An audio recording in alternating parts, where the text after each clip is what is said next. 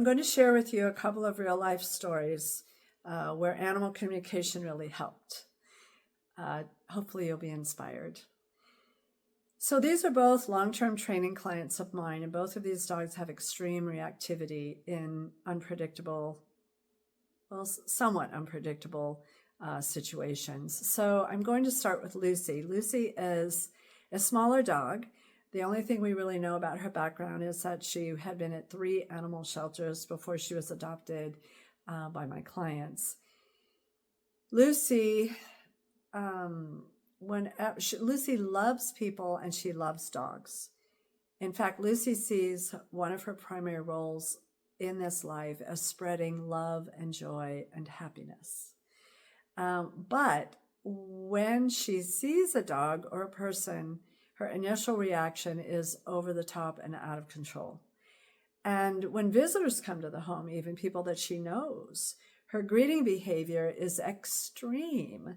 She, there's jumping and then there's Lucy jumping. She's jumping, coming all the way up off the ground, clocking me in the cheek with her nose, and just kind of wild-eyed, dilated pupils, just jump, jump, jump, jump, jump, jump, jump, jump. And we just had we couldn't break through that. When she was in the backyard, if she was like on the deck and she could see over the fence and a neighbor would come out, she just lost her mind. Whenever she was out and about and she saw dogs and people, it was just extreme. So, when I checked in with her, a lot came up, but the part of what she told me that's relevant to this story is that I saw her in a backyard behind a fence, and boys, teenager-ish, throwing rocks at her, kind of on not just once, but more than once on a semi-regular basis. And she was, what I got from Lucy is utter confusion, because she loves people. And she kept trying to tell them, wait, I want to be your friend. I love you. I want to be your friend. And so she would jump at the fence, jump up and down, get, kind of frantic, trying to say, hey, wait, I want to be your friend. And the rocks would just keep coming.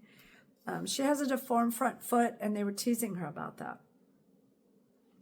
So I told her, so that's what her extreme jumping is. Love me, love me, love me, love me, love me.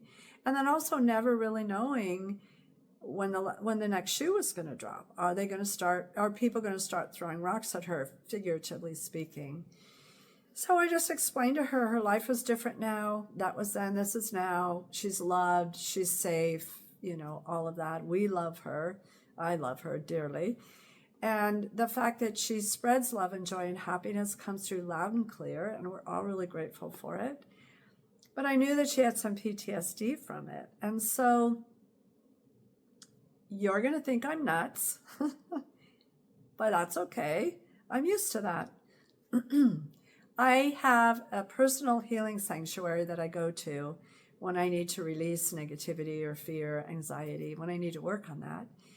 And in my personal healing sanctuary, I meet with the archangels, and they help me. So I invited Lucy into my healing sanctuary, and she was glad to be there, and I asked the angels to work with her, and they did. And off we went. So after that session, her owners reported that she slept for a day and a half or more. And they also said that her frantic greeting behavior is dialed back like 60%. Now it's down to normal jumping, right? Not frantic jumping. And now it's at a level where they can work with it. And I know the last time I saw Lucy, I was usually she greets me in a full-on airborne, I'm going to hit your cheek with your nose type of greeting. And the last time I really noticed, she stayed all 4 feet on the floor. And I leaned over and gave a tremendous amount of love. But I don't believe we would have gotten there if it weren't for that animal communication session. So the next dog is a dog named Quigley. Quigley is literally one of the best trained dogs in terms of obedience, commands, responsiveness. Best trained that I've ever met and will ever meet my whole life. His owner has done a huge amount of work with him. And yet, periodically, when he would see a dog or a human or both together out on a hiking trail, he would lose his cookies, lose his mind. We could not figure out a pattern to it at all. So when I checked in with him, I asked him, take me with you on a walk. I want to know what you feel when you see a person. I want to know what you're feeling when you're reacting. Why you're reacting to that particular person. He couldn't show me. He said, I don't know why. I don't know why. I went through it all. Are you fearful? Are you anxious? Are you trying to protect your owner? Are you trying to protect yourself? Are you trying to say hi? He said, I don't know. So I happen to know about him that when he was very young, he was attacked viciously by a dog, and it came out of the blue. It was actually a dog that his owner knew, and if the people weren't there to pull him off, Quigley would be dead. It was a vicious, violent attack. So the possibility of PTSD came up in my head. I went over that with him. I said, you remember that? And oh yeah, the terror, the abject terror of that moment came up for me, and I know it was coming up for him. And I stopped it right away, and I said, get rid of it, push it on out. That was then, this is now. And out went that feeling of terror. And I explained to him what PTSD was, and I explained that a lot of times when you have PTSD, you don't understand why you react. It just comes up sporadically. I said, you don't need to react like that anymore.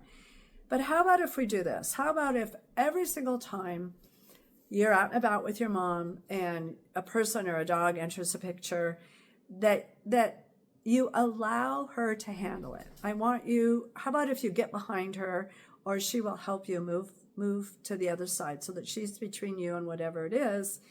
And that will be your signal that she sees it, she gets it, and she's taking control and everybody's safe.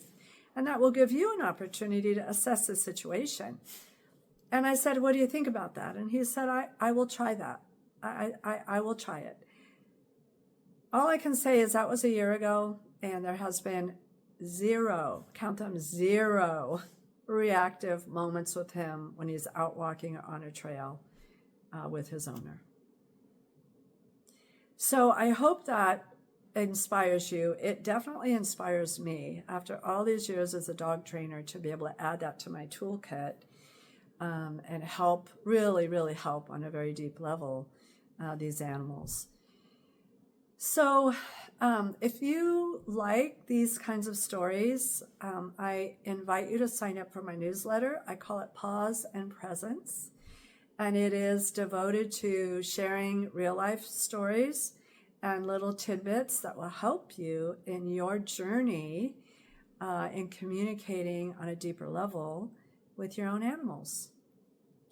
Next installment is the last installment, and I will be letting you know what the animals tell me they want you to know.